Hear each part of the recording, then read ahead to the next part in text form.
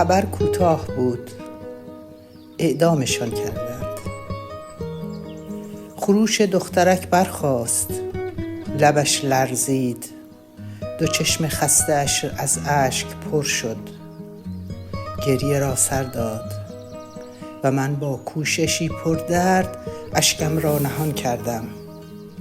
چرا اعدامشان کردند؟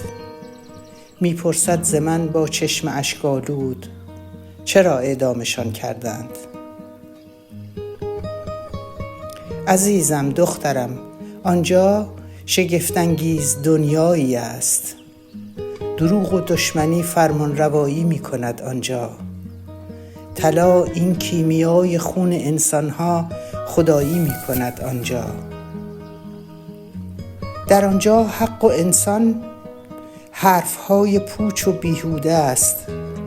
در آنجا رهزنی، آدمکشی، خونریزی آزاد است و دست و پای آزادی است در زنجیر.